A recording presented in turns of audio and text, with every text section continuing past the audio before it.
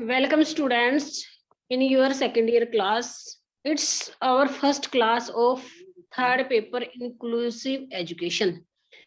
यानी कि आप लोगों को जैसे मैम ने पहले ही आप लोगों को सिलेबस डिस्कस किया था बेटा, तो जो थर्ड पेपर है वो है क्रिएटिंग एन इंक्लूसिव स्कूल, यानी कि समावेशी विद्यालय का सृजन। अब समावेशी विद्यालय क्या होते हैं इसके बारे में हम डिस्कस करेंगे। तो जो हमारा इंक्लूसिव स्कूल है, इंक्लूसिव स्कूल एक होती है हमारी इंक्लूसिव एजुकेशन, एक होता हमारा इंक्लूसिव स्कूल यानी समावेशी शिक्षा। और क्या हमें इंफ्रास्ट्रक्चर हमें चाहिए, कौन कौन सी हमें प्लानिंग करनी है, किस तरह से बच्चों के लिए मैनेजमेंट करना है स्कूल का, टाइम टेबल का, तो वो सारी चीजें हमारी आएंगी इस पेपर में। तो first we will discuss about the syllabus of this paper, यानी कि क्रिएटिंग एन इंक्लूसिव स्कूल। ये आपका 100 मार्क्स का पेपर है और बेटा 20 मार्क्स वही आपके इंटरनल है और 80 मार्क्स की आपकी थ्योरी है। वही 4 यूनिट में ये डिवाइड किया गया है।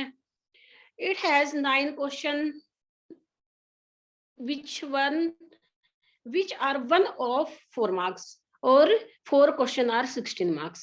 शेड्यूल आपका जो पहले था उसी के अकॉर्डिंग आपकी जो पेपर की प्लानिंग है वही होगी। तो सबसे पहले क्या करते हैं हम, जो हमारी चारों यूनिट है एक बार मैं उसके बारे में बता देती हूँ कि पूरा का पूरा पेपर आपका इंक्लूसिव एजुकेशन ही है ये आपका। अब इंक्लूसिव एजुकेशन क्या होती है, आज तक हमने यानी बीएड फर्स्ट ईयर में भी हमने क्या पढ़ा है कि education, what do you mean bye education, education क्या होती है, शिक्षा क्या होती है, इसकी टाइप्स क्या क्या है, फॉर्मल है, नॉन फॉर्मल है या इनफॉर्मल है, या फिर इसके सोर्सेज क्या है, किस तरह से हम एजुकेशन ले सकते हैं, वो सारी चीजें हमने पढ़ी। But this is the important topic for you, वहां के बारे में हम में। अब इंक्लूसिव एजुकेशन क्या है, ये तो मैंने बताया कि नॉर्मल एजुकेशन, एक जो हमारी साधारण शिक्षा जो हम किसी भी स्कूल में, किसी भी कॉलेज में, किसी भी यूनिवर्सिटी में, किसी भी, चाहे वो आंगनवाड़ी टाइप है या प्ले स्कूल है या हमारा कोई भी मदरसा वगैरह है, उसमें जाकर हम जो शिक्षा लेते हैं वो हमारी कौन सी एजुकेशन है, वो हमारी एक फॉर्मल है या हमारी एक साधारण शिक्षा जो हर कोई ले। बट इंक्लूसिव एजुकेशन क्या होती है, इंक्लूसिव एजुकेशन वो एजुकेशन होती है जो समावेशी शिक्षा, यानी कि उन बच्चों के लिए जो शिक्षा दी जाती है जो बच्चे हमारे मेंटली, चाहे वो मेंटली रिटायर्ड है, जो स्पेशल चिल्ड्रन है, यानी एक तरह से स्पेशल चिल्ड्रन कौन से हुए, इन स्पेशल चिल्ड्रन में हमारी बहुत सारी टाइप्स हैं, वो मैं इस यूनिट में ही बताऊंगी। जैसे पहले वाला जो हमारा यूनिट का फर्स्ट पार्ट है, concept of exceptional children with special needs, यानी कि स्पेशल चिल्ड्रन विशेष बच्चे, वो कौन से बच्चे होते हैं, अंडरस्टैंडिंग डाइवर्सिटीज, यानी कि उनकी विभिन्नता, कौन कौन सी उनमें भिन्नता होती है, एक साधारण बच्चा, एक हमारा स्पेशल, यानी कि एक विशेष बच्चा, एक साधारण बच्चा, उसमें और उसमें क्या डिफरेंस होता है। हम सब अगर देखा जाए तो हम सब 2 पैर दिए हैं, 2 हाथ दिए हैं, सोचने की, कल्पना करने की, काम करने की शक्ति सबको दी है। बट अगर हम इनको विभिन्नताओं के आधार पर अगर हम बच्चों का वर्गीकरण करते हैं या किसी भी प्रजाति के चाहे जो भी हैं, हम जब उनका वर्गीकरण करते हैं तो हम पाते हैं कि बहुत सारे बच्चों को, किसी को दिखाई कम देता है, किसी को सुनाई कम देता है, किसी की जो साइकोमोटर्स जो हमारी इंद्रियां हैं उनकी कम काम करती हैं, कोई बच्चा मेंटली थोड़ा सा रिटायर्ड होता है, यानी कि अगर हंसता है तो हंसता रहे, चलता तो चलता रहे, खाने खाने का, तो इस तरह से कुछ बच्चे मेंटली रिटायर्ड होते हैं, कुछ लर्निंग डिसेबिलिटी, कुछ बच्चों में पढ़ने की क्षमता। आप देखोगे कि मान लो 2 बच्चे हैं, एक हमारा सिंपल बच्चा है, एक हमारा थोड़ा सा मेंटली रिटायर्ड बच्चा है, जो बच्चा, दोनों को हम सेम सिलेबस देंगे, एक एक क्वेश्चन दोनों को देंगे या एक एक असाइनमेंट जो भी है, तो जो हमारा एक अच्छा मतलब जो बिल्कुल जिसके अंदर कोई भी डिसेबिलिटी नहीं है, कोई भी उस बच्चे के अंदर कमी नहीं है, वो क्या करेगा? वो 1 या 2 घंटे उस क्वेश्चन को या उस असाइनमेंट को, वो कोई दिक्कत है, वो उसको बैठा रहे, क्योंकि उस बच्चे की सोचने की, उसके आईक्यू लेवल में और जो हमारा एक डिसेबल बच्चा है, उसके आईक्यू लेवल में बहुत अधिक अंतर होगा। आईक्यू यानी कि जो हमारी इंटेलिजेंस, जो हमारी क्वालिटी है, जो हमारी सोचने की, जो हमारा काम करने का जो लेवल होता है, क्षमता होती है, उस दोनों में डिफरेंस होगा। तो इसमें हमारी बहुत सारी डिफरेंसेस हैं, जैसे एक होता है विजुअल है, यानी कि कुछ इसमें टाइप्स दे रखी हैं आपकी स्पेशल एजुकेशन में, स्पेशल बच्चों की कौन-कौन सी, जैसे विजुअल है, यानी कि दिखाई देना, किसी को कम दिखाई देता है, किसी को दूर से अच्छा दिखाई देता है, किसी को नजदीक का पास का दिखाई नहीं देता है और किसी को दूर का दिखाई नहीं देता। इस तरह से जो हमारी जो विजुअल जो हमारी कैपेसिटी है, दोनों में डिफरेंस होता है। इसके बाद कुछ बच्चे हियरिंग यानी कि सुनाई देना, कुछ बच्चों को जो सुनने की जो क्षमता है, जो कैपेसिटी है, वो नॉर्मल होती है और कुछ बच्चों की बहुत ही कम होती है। तो उनके लिए क्या-क्या प्रोविज़न है, किस तरह से उनको पढ़ाना है, उनकी क्या-क्या विशेषताएँ हैं, उनके लिए मशीन का प्रावधान करना है या उन बच्चों को जो है राइटिंग यानी बोर्ड वगैरह पे लिख के समझाना, वो सारी चीज़ें हम इसमें पढ़ेंगे। इसके बाद जैसे कुछ मेंटली रिटार्ड मैंने अभी बताया था, तो ये कौन-कौन से बच्चे हमारे होते हैं। अब जो सेकंड पॉइंट है वो concept meaning need of inclusive क्या होती है, उसकी क्यों नीड पड़ी हमारे समाज में, हमारी एजुकेशन में। और दूसरा क्या है कि इसके लिए कौन-कौन से प्रिंसिपल ऑफ इंक्लूसिव एजुकेशन है, यानी कौन-कौन से सिद्धांत है इस एजुकेशन में। और मॉडल ऑफ इंक्लूजन यानी कि इसमें कौन से मॉडल हमारे जितने भी साइकोलॉजिस्ट हैं, जो भी डॉक्टर्स वगैरह हैं, जो भी एजुकेशनिस्ट हैं, उन्होंने कौन-कौन से मॉडल हमारे सामने प्रेजेंट किए हैं। तो फर्स्ट जो टॉपिक है, ये यही था। अब सेक्सी प्रोस्पेक्टिव्स यानी कि इसकी समावेशी शिक्षा के लिए हमारे कौन-कौन से आर्टिकल बने हैं, कौन-कौन सी पॉलिसी बनी है, कौन सी पॉलिसी चाहे वो 1992 वाली है, 1985 वाली है, 1986 में जो लागू हुई और जो हमारा एक्ट है ना 2009 है, जैसे मैंने आरटीई राइट टू एजुकेशन वाला आपको फर्स्ट ईयर में करवाया था। तो ये कौन-कौन सी पॉलिसी है जो हमारे इस इंक्लूसिव एजुकेशन में हमारे सामने आई। फिर इसके बाद बेटे स्पेशल नीड्स कौन-कौन सी इन बच्चों के लिए कौन-कौन सी स्पेशल नीड देनी है। इसके बाद practice and support system of the inclusive set यानी कि किस तरह से हमें इन बच्चों को कोऑपरेटिव एजुकेशन देनी चाहिए या समावेशी शिक्षा देनी चाहिए, सोशल लर्निंग इनको देनी चाहिए, दूसरा रिफ्लेक्टिव लर्निंग देनी चाहिए या मल्टी सेंसरी टीचिंग यानी किस तरह की एजुकेशन इस सब्जेक्ट में पढ़ेंगे। तो सबसे पहले जो मेन आज जो हम स्टार्ट करते हैं बेटा, आज का जो टॉपिक है वो यही है कि हमारी इंक्लूसिव एजुकेशन क्या होती है। तो सबसे पहले विशिष्ट बालक यानी स्पेशल चिल्ड्रन कौन से होते हैं, एक्सेप्शनल चिल्ड्रन है वो कौन से होते हैं।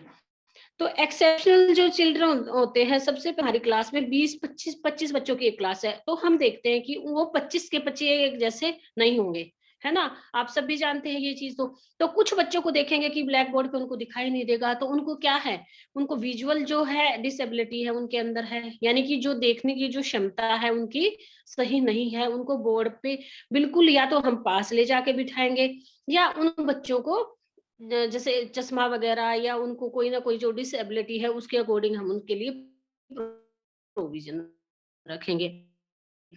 इसके बाद क्या है कि लर्निंग डिसेबिलिटी जो हमारी अधिगम क्षमता है, यानी कि किसी भी टॉपिक को कुछ बच्चे बहुत जल्दी लर्न कर लेते हैं और कुछ बच्चे उसमें टाइम लगाते हैं। तो ये क्या है कि उन बच्चों का जो मेंटल लेवल है या जो उनका आईक्यू लेवल है, उनमें और नॉर्मल बच्चों के आईक्यू लेवल में बहुत अधिक डिफरेंस होता है। इसके बाद क्या है कि इमोशनली यानी कि कुछ बच्चे आप देखोगे कि जरा सा टीचर ने डांटा या पेरेंट्स ने डांटा या किसी ने मान लो टाइम पर होमवर्क नहीं हुआ है, या फिर उन बच्चों की किसी दूसरे बच्चे ने उसको मार दिया या उसकी कोई भी चीज छीन ली है, उसको परेशान किया है, तो वो बच्चे बहुत जल्दी, जो इमोशनली जो स्ट्रॉन्ग बच्चे नहीं होते हैं, तो उनके अंदर भी ये एक डिसेबिलिटी है कि वो बहुत जल्दी डिस्टर्ब होते हैं। तो इस तरह से हमारी बहुत सारी जो हमारी भावात्मक है या हमारी शारीरिक विकलांगता है, भावात्मक है, मनोवैज्ञानिक है, या फिर हमारी जैसे कुछ हमारे सुपीरियर बच्चे होते हैं, इस तरह की बहुत सारी डिफिकल्टीज, बहुत सारी डाइवर्सिटीज, बहुत सारी विभिन्नताएं हमारे सामने प्रस्तुत की जाती हैं। तो सबसे पहले हम देखते हैं कि जो हमारे डिसेबल बच्चे हैं वो क्या होते हैं। तो हमारे तो शारीरिक रूप से आपने देखा चाइल्डहुड एंड ग्रोइंग अप, उसमें आपने देखा कि हमारी जो एडोलेसेंस एज थी, उसमें हमारे 4 टाइप्स की उसमें जो चेंजेस थे वो दिखाए। वो कौन-कौन से? शारीरिक डेवलपमेंट था हमारा, फिजिकल है, सोशल है, इंटेलेक्चुअल है और साइकोमोटर। इस तरह से हमारा जो सामाजिक, बौद्धिक, संवेगात्मक और सामाजिक विकास किस तरह से होता है, किसको हमारा कौन-कौन से उसमें स्टेप हमें फॉलो करने पड़ते हैं। तो उसी प्रकार से हमारे जो एक्सेप्शनल जो चिल्ड्रन होते हैं, जो विशिष्ट बालक होते हैं, वो जो सामान्य बालक हैं, उनसे शारीरिक, मानसिक, बौद्धिक और सामाजिक रूप से वो डिफरेंट होते हैं। तो डिफरेंट होते हैं, तो उनकी किस तरह से उनमें भेद किया जाए, वो हमारा हम एक क्लास में एक टीचर या घर में पेरेंट्स हैं या फिर और बहुत सारे ऐसे साइकोलॉजिकल टेस्ट हैं जिनके माध्यम से उन बच्चों की पहचान की जा सकती है और उन बच्चों को उनके अकॉर्डिंग एजुकेशन दी जाती है। तो विशिष्ट बालक वे होते हैं जो किसी एक या अन्य गुणों की दृष्टि से सामान्य बालकों से भिन्न होते हैं। यानी कि इसकी अगर देखा जाए, एक सिंपल सी डेफिनेशन है जो Hack, according to Hack, special children are those who are different from the normal children. तो यानी कि जो हमारे नॉर्मल चिल्ड्रन हैं, जो हमारे सामान्य बच्चे हैं, उनसे किसी भी एक या एक से अधिक गुणों में वो भिन्न होते हैं। तो अब इसके बाद क्या है कि क्रो एंड क्रो की एक डेफिनेशन है बेटा, कि दो स्पेशल, विशिष्ट प्रकार का जो शब्द है ऐसे लक्षण वाले बच्चों के लिए है। यानी कि वही डेफिनेशन क्या है कि विशिष्ट, स्पेशल, एक चिल्ड, देखो कोई भी चीज है, हम मानते हैं कि ये हमारे लिए स्पेशल है, तो उसी तरह से वो बच्चे हैं, उनके अंदर एक आधार पर उस बच्चे को दूसरे बच्चों किया जाता है। जैसे सेमोरा normal and the average children in mental, physical, social characteristic to so much and are required of the modification of school practice and special education services. यानी कि सैमुअल जो क्रिक था, उनका ये मानना था, ये एक बहुत बड़े साइकोलॉजिस्ट हुए बेटा, उनका ये मानना था कि विशिष्ट बालक वह बालक है, विशिष्ट बालक वह बालक है जो सामान्य बालकों से शारीरिक तथा संवेगात्मक विशेषताओं में भिन्न होता है। समझे ना? यानी कि कौन सा बालक होता है जो सामान्य बालकों से शारीरिक, मानसिक, बौद्धिक और सामाजिक रूप से वो भिन्न होता है। तो उस बच्चे को क्या बोला जाता है? विशिष्ट बालक या स्पेशल चाइल्ड। तो इसके गुणों की अधिकतम सीमा व विकसित करने के लिए विशेष कक्षा का प्रबंध करना पड़ता है। यानी कि उनके गुणों की सीमा तक, यानी कि उन बच्चों को भी, एवरेज जो बच्चे होते हैं या जो हमारे नॉर्मल बच्चे हैं, उन्हीं के लेवल में लाने के लिए हमें विशिष्ट शिक्षा यानी स्पेशल एजुकेशन प्रोवाइड करनी पड़ती है।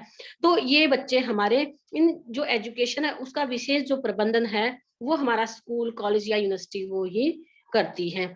इसके बाद क्या है कि जो हमारे जो विशिष्टता है, देखो शारीरिक रूप से जो बच्चे होते हैं तो वो क्या होंगे? नॉर्मल बच्चे क्या स्वस्थ होंगे, पढ़ाई में इंटेलिजेंट होंगे, उनको मानसिक किसी भी प्रकार की कोई बीमारी नहीं होगी। उनका आईक्यू लेवल, अगर हम एक नॉर्मल बच्चे का आईक्यू लेवल देखते हैं तो बेटा वो हमारा 90 टू 110 होता है। यानी कि 90 से 110 तक का जो हमारा आईक्यू लेवल होता है, वो हमारा एक नॉर्मल बच्चे का होता है। तो लेकिन जो हमारे जो स्पेशल चिल्ड्रन होते हैं, अगर हम अवेलेबल होता है, वो हमारा बिल्कुल ही मूड, तो जो हमारा लेवल होता है 0 से 25 या 25 से कम, यानी कि वो ये लेवल होता है जिसमें उस बच्चे को हम कुछ भी दे, वो वही खाएगा। अगर मान लो किसी को, उस बच्चे को जिसका आईक्यू लेवल 25 से कम है,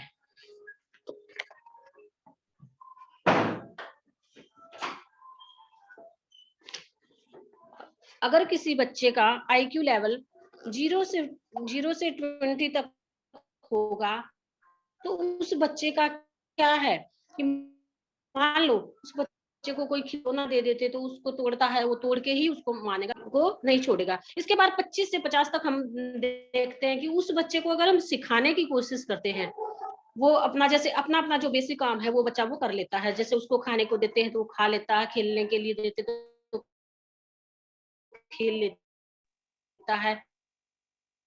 उसको अगर थोड़ा बहुत अगर उसको उठना बैठना, जो बच्चे होते हैं वो बच्चे होते हैं जो थोड़ी बहुत एजुकेशन ले सकते हैं किसी भी स्कूल में। यानी कि उन बच्चों को अगर सिखाया जाए तो वो बच्चे सीख सकते हैं अच्छे से। इसके बाद जो हमारा 75 से जो 90 तक का होता है, उसमें क्या होता है कि टीचर बस एक बार गाइडलाइन बच्चों को देता है, वो लेवल होता है। जो हम आप लेवल होता है वो हमारा वेरी गुड, जो बहुत अच्छे स्टूडेंट होते हैं, यानी कि जिनको सिर्फ एक बार बता जाए, यानी सुपीरियर जिनको बोला जाता है, वो बच्चे एक बार देख के, मान ली टीचर ने एक सम करवा तो वो बच्चे उसी के अकॉर्डिंग 10 या 12 क्वेश्चन वो अपने आप कर सकते हैं। इसके बाद 140 से अब वो जो 170 तक के बच्चे होंगे, वो गिफ्टेड चिल्ड्रन होंगे, जिन एक हिंट की जरूरत है। क्लास में टीचर एक असाइनमेंट देता है और वो बच्चे टीचर के बगैर ही उस काम को वो करके दे सकते हैं। तो इस तरह से वो भी गिफ्टेड चिल्ड्रन होते हैं हमारे, सुपीरियर जो बच्चे इनको कहा जाता है। इस तरह से जो हमारा आईक्यू लेवल है उसको हमें एक फिगर के अकॉर्डिंग हमारा कैटेगरी वाइज उसको डिवाइड किया गया है। लेकिन जो हमारा आज का जो हमारा ये सब्जेक्ट है, इसमें सिर्फ हमारे बेटे मेंटली रिटायर्ड बच्चे ही, या फिर लर्निंग डिसेबिलिटी वाले, विजुअल डिसेबिलिटी वाले, या फिर हियरिंग इंपेरिकल जो बच्चे हैं, वही बच्चे आएंगे। जड़ बुद्धि, मंद बुद्धि और मूर्ख बच्चे जिनको कहा जाता है। तो हमें सिर्फ उन्हीं के बारे में इसके बाद इसमें जानना होगा। तो सबसे पहले क्या है कि जो हमारे इस तरह के बच्चे होते हैं, वो कितने प्रकार की हमारी types of children with special need, यानी कि जो हमारा फर्स्ट टॉपिक देखो बेटा, कि अंडरस्टैंडिंग डाइवर्सिटीज या डिफरेंसेस कंसेप्ट। कंसेप्ट मैंने करवा दिया है, यानी इसका क्या मीनिंग है, क्या डेफिनेशन है, और इसकी करेक्टरिस्टिक्स, यानी कि कौन कौन सी इसकी विशेषताएं हैं किसकी, यानी जो बच्चे हमारे डिसेबल बच्चे हैं उनकी क्या विशेषताएं हो सकती हैं। तो बेटा ये हमारी जो विशेषताएं होती हैं, जो इनकी करेक्टरिस्टिक्स हैं, वो हमें अकॉर्डिंग टू देयर डिसेबिलिटी ही हमें पता चलेगा। यानी कि उनकी जो डिसेबिलिटी, मान ले किसी बच्चे की सुनने की है, ठीक है, तो हम उसको सुनने के अकॉर्डिंग कि उसको कितना सुनता है, 0 से 30 पॉइंट तक सुनेगा, या 20 तक सुनेगा, या फिर 20 से 60 तक जो मिनिमम। जो कुछ बच्चों को क्या होता है कि मान लो क्लास में एक पेन गिरता है तो उसकी भी हमें आवाज सुनाई देती है, लेकिन कुछ जो बच्चे जिनके अंदर डिसेबिलिटी है उन बच्चों को वो नहीं सुनाई देती है। कुछ बच्चों को थोड़ा सा ऊंची आवाज में हम बोलते तब सुनाई देता है, या फिर कुछ बच्चों के अंदर एक कंपन सी उत्पन्न होती है कि उनको झंझनाहट सी उन बच्चों को सुनाई देती है। तो इस तरह से बहुत सारी डिसेबिलिटी है जो हम अपने टॉपिक के अकॉर्डिंग ही करवाएंगे। अब ये इन बच्चों की जो स्पेशल बच्चे होते हैं, इनकी क्या विशेषताएं होती हैं, क्या होती है इनकी विशेषताएं। जो विशिष्ट बालक होते हैं, सबसे पहले बेटा ये शारीरिक रूप से अधिक पतले, अधिक मोटे या फिर ये बेडौल होते हैं। यानी कि शारीरिक रूप से, मैंने अभी बताया था ना कि शारीरिक रूप से ये बच्चे डिफरेंट होते हैं। आप देखोगे कि कोई बच्चा 4 या 3 या 4 फुट का ही होगा, तो उस बच्चे को क्या होगा कि उसकी फिजिकली डेवलपमेंट उस बच्चे का नहीं होगा। आपने फर्स्ट ईयर में भी पढ़ा था कि फिजिकल डेवलपमेंट क्या होता है। तो उस बच्चे की जो हाइट है, जो उसका वेट है, जो लेंथ है, वो नहीं बढ़ती और वो बच्चा 3 या 4 फुट का ही रहेगा। इसके बाद क्या होता है कि उसका जो एजुकेशन, जो अचीवमेंट है, वो बहुत कम होगा। यानी कि एजुकेशन भी, उन मेंटली जो रिटायर्ड बच्चे होते हैं, उनकी एजुकेशन भी कम होगी। उन बच्चों में एडजस्टमेंट की जो पावर है वो भी कम होगी। यानी कि थर्ड पॉइंट क्या हमारा, कि एडजस्टमेंट की जो पावर है या कैपेसिटी है उन बच्चों में नहीं होगी। वो ज्यादातर बच्चे क्या होंगे, चिड़चिड़े होंगे, या फिर वो अपनी चीज से में विश्वास नहीं करेंगे, अपनी चीज किसी को नहीं दे, अपने पास किसी को नहीं बैठने देंगे, या फिर कुछ चीज चाहिए, जिद्दी टाइप जो जिनको बोलते हैं, कि अगर जिस चीज की वो बच्चा जिद करता है तो वही उसको चाहिए। तो इस तरह से इन बच्चों में ये क्या होती है, इनकी कैरेक्टरिस्टिक्स होती हैं। इसके बाद क्या होता है कि इनका, ये बच्चे या तो बहुत ही पेसिमिस्ट होंगे या फिर बहुत ज्यादा ऑप्टिमिस्ट होंगे। यानी कि या तो बहुत ज्यादा आशावादी होंगे ये बच्चे, या बहुत अधिक निराशावादी। यानी कि अगर एक बार इन्होंने जो ठान लिया कि नहीं मेरा नहीं होगा ये काम, मान लो किसी चीज को छूने से हम मना करते हैं, अगर उस बच्चे को बार बार हम मना करते, तब भी वो उस जिद के कारण, जो उसकी जिद है उसके अकॉर्डिंग वो उस चीज को जरूर छुएगा। तो मतलब इस तरह की इनके अंदर हैबिट होती है। लेकिन जो हमारा नॉर्मल बच्चा है, उसको हम एक बार जब समझाते हैं तो वो समझ जाता है। इसके बाद नेक्स्ट पॉइंट है हमारा, ये बच्चे बिल्कुल ही किसी भी सादा जीवन जीने में विश्वास नहीं रखते। यानी कि नॉर्मल जो हैबिट है, नॉर्मल खाना है, नॉर्मल पहनना है, नॉर्मल बिहेव करना है, इन चीजों में इनका फेथ नहीं होता। क्योंकि जब बच्चा है ही एबनॉर्मल, एक बच्चा नॉर्मल है ही नहीं, वो है ही एबनॉर्मल, यानी कि एक विशिष्ट बच्चा है, तो उसकी जो हैबिट है, जो उसकी आदतें हैं, वो भी उनकी स्पेशल ही होंगी, विशिष्ट ही होंगी। दूसरा क्या है कि इन बच्चों में सोचने समझने की शक्ति कम होगी। यानी कि जो हमारी अंडरस्टैंडिंग पावर है, जो हमारी इमेजिनेशन पावर है, जो हमारी थिंकिंग पावर है, उन चीजों की इनके अंदर कमी होगी। यानी कि उनको सोचने की, उनको समझने की, ये सारी शक्तियां उन बच्चों में कम होंगी। तो ये, इसके बाद क्या है कि उनका आईक्यू लेवल 0 से 70 तक, या फिर हमारा जो 120 से 140 तक या 160 तक भी हो सकता है, जो गिफ्टेड चिल्ड्रन जो होते हैं। तो ये है हमारी जो कैरेक्टरिस्टिक्स ऑफ स्पेशल चिल्ड्रन। इसके बाद क्या होता है बेटा कि हमारी कितने प्रकार की डिसेबिलिटी है, यानी कि कौन कौन सी विशेष आवश्यकताएं वाले बच्चे या विद्यार्थी कौन कौन सी होती हैं, किस तरह की डिसेबिलिटी होती हैं। जैसे मैंने 2-3 बार रिपीट किया है कि सबसे पहले हमारा, आप क्या करना, अपनी कॉपी में एक चार्ट टाइप में बनाना, ऊपर लिखोगे डिसेबिलिटी या टाइप्स ऑफ डिसेबिलिटी, ठीक है। उसके बाद आप एरो डाल के या फिर ऐसे लाइन डाल के, सबसे पहले फिजिकली यानी शारीरिक रूप से विकलांग बच्चे, फिर आपका मेंटली मेंटली रिटायर्ड बच्चे, यानी कि मानसिक रूप से अपंग बच्चे जिनको बोला जाता है। इसके बाद थर्ड फोर्थ आएगा आपका सोशल हैंडीकैप्ड बच्चे, यानी कि सोशली सामाजिक रूप से अपंग बच्चे या विकलांग बच्चे। और इसके बाद आएगा लास्ट में फोर्थ है हमारा गिफ्टेड चिल्ड्रन, यानी कि विशिष्ट या प्रतिभावान बच्चे।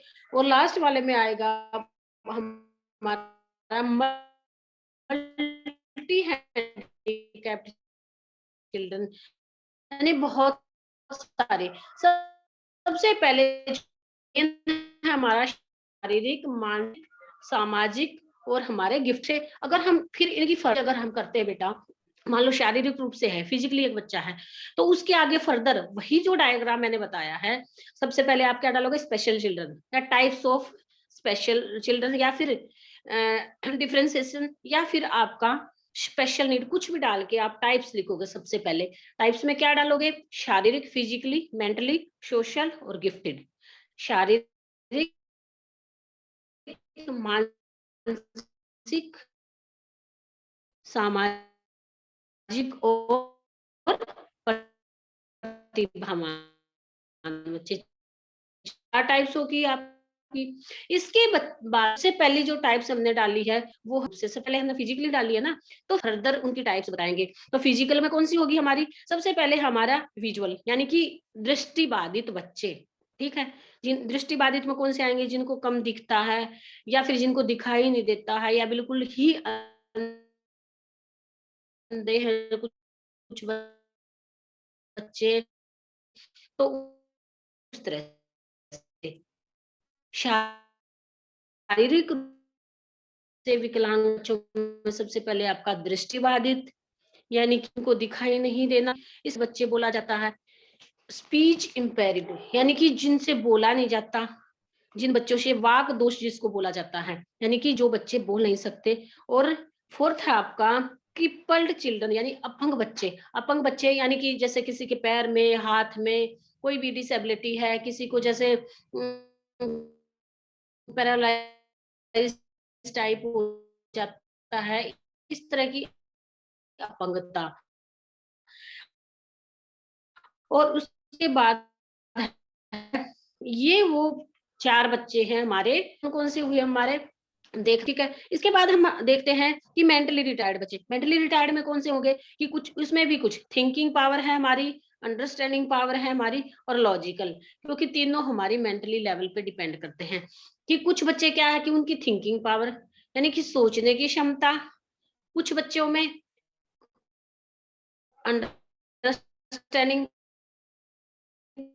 पावर, समझने की क्षमता, और कुछ बच्चों की अंडरस्टैंडिंग, थिंकिंग, वो मतलब ये एक डायग्राम नहीं दे रखा है, जो लक्ष्मी वाली बुक आप लोगे उसमें ये डायग्राम नहीं दे रखा, आप खुद बना लेना इसको।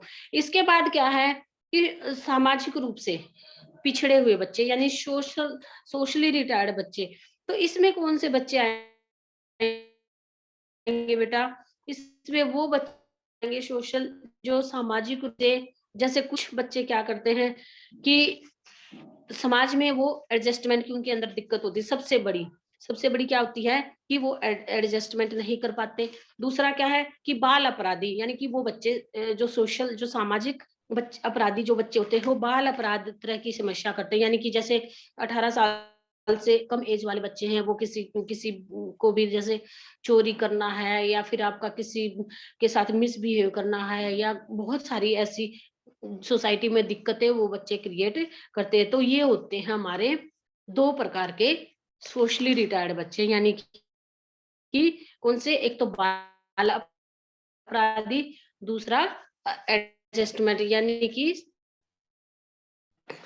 समायोजन की क्षमता ना होना। स्टूडेंट या प्रॉब्लमेटिक चाइल्ड, समस्यात्मक बालक, वो यही होते हैं कि जैसे उनको एडजस्टमेंट की समस्या है, या फिर मंदबुद्धि है, या गिफ्टेड है, या क्रिएटिव नहीं है। तो इस तरह के ये बच्चे होते हैं। तो हमारा फिजिकल हो गया, मेंटल हो गया और सोशल हो गया। इसके बाद जो हमारा फोर्थ पॉइंट है वो क्या था? वो था हमारा डिसेबिलिटी ऑफ, ठीक है। तो इसमें क्या हुआ कि हमारा मेंटली रिटायर्ड भी हुआ, पर अब जो सबसे जो लास्ट वाला था वो था गिफ्टेड चिल्ड्रन। वो गिफ्टेड चिल्ड्रन मैंने वही बताया कि क्रिएटिव चिल्ड्रन कुछ होते हैं, यानी कि जो सुपीरियर प्रतिभावान बच्चे होते हैं, जिनका आईक्यू लेवल 140 से अबव होता है, उनको हमें गिफ्टेड चिल्ड्रन उनको बोला जाता है। तो इस तरह से बहुत सारी डिसेबिलिटी होती है हमारे अंदर, बहुत सारी कमियां होती हैं, जिनके आधार पर इन बच्चों को वर्गीकृत किया गया है, इन बच्चों को बांटा गया है। अब क्या है, ये थे टाइप। उसके लिए हम क्या करेंगे? What do you mean by understanding the diversity या डिफरेंसेस? कंसेप्ट हो गया हमारा, करेक्टरिस्टिक्स होगी। ठीक है। अब और टाइप्स भी मैंने करवा दी, 3 चीजें आज मैंने करवाई हैं, ठीक है ना। तो इस टाइप्स में जैसे आपका विजुअल है, हियरिंग है और हमारा मेंटली रिटायर्ड है। तो विजुअल जो हियरिंग है ये हमारे फिजिकल में आ जाएगा, मेंटली रिटायर्ड जो बच्चे हैं वो हमारा जो साइकोलॉजिकल है उसमें आ जाएगा, और लोकोमोटर और नर्वस सिस्टम वाला है वो फिजिकली में है। लर्निंग डिसेबिलिटी और मल्टी डिसेबिलिटी, यानी कि बहुत सारे जो मल्टी डिसेबिलिटी है, ये सारी विभिन्नताएं हैं वो इन बच्चों में आएंगी। तो ये हमारे 3 टॉप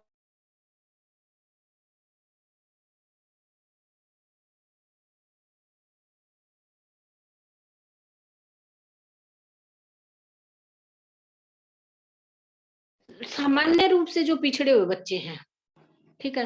तो हम क्या देखते हैं कि जिन बच्चों का आईक्यू लेवल 70 से 90 के बीच में होता है, आईक्यू लेवल, इंटेलिजेंस जो हमारी क्वालिटी है, जो हमारा लेवल है, वो हमारा इतना होगा कि ये बच्चे क्या है कि ये बच्चे हमारे पिछड़े हुए बालक माने जाते हैं। यानी कि इनको हमें एक ही चीज को 2-2 बार, 3-3 बार रिपीट करके, समझा-समझा के, बोल-बोल के, लिख-लिख के इनको समझाना पड़ता है।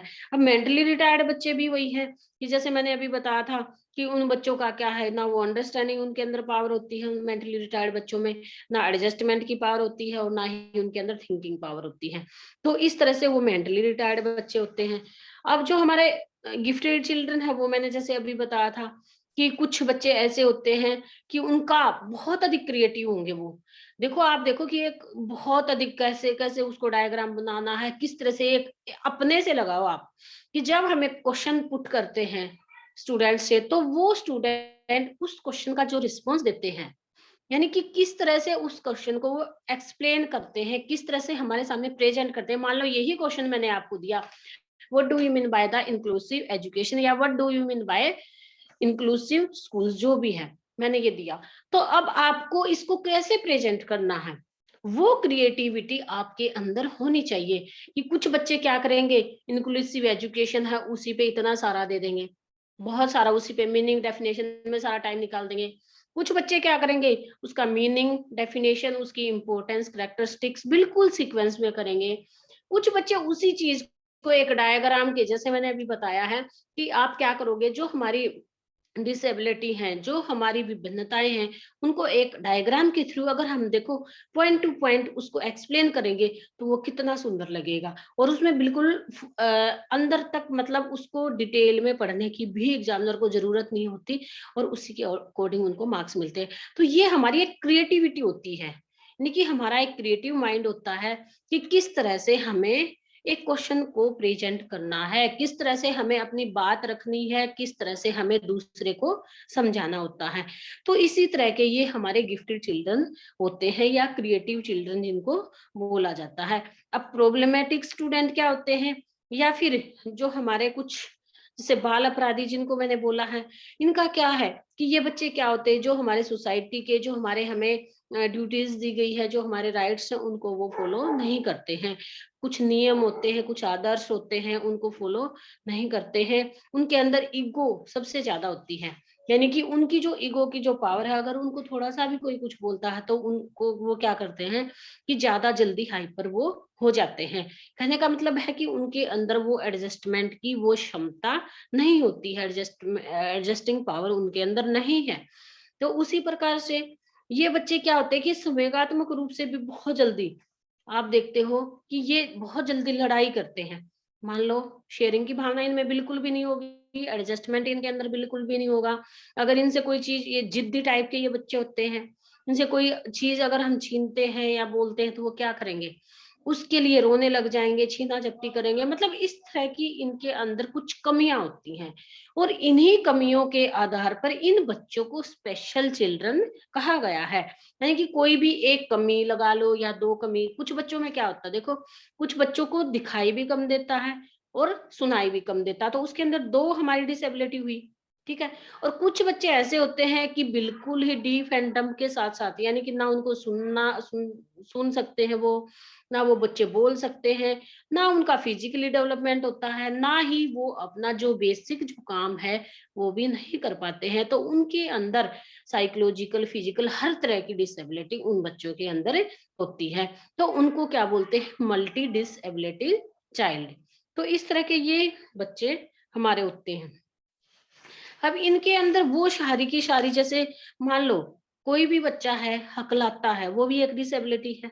एक बच्चे को सुनता भी कम है, उस वो हकलाता भी है, यानी कि उससे बोला भी ढंग से नहीं जाता है, और उससे जो उच्चारण है, यानी एक सीक्वेंस में एक सेंटेंस को कैसे बोला जाता है, वो भी उसके अंदर नहीं है। दूसरा क्या है कि उस बच्चे से चलना, माने उसके पैर में या उसकी बॉडी में कोई ऐसी कमी है, डिफेक्ट है, जिसके आधार पर वो बच्चा सही से चल नहीं सकता। तो इस तरह से मल्टी जो डिसेबिलिटी है उन बच्चों के अंदर होती है। तो ये सारी चीजें हमारे जो डिसेबिलिटी जो है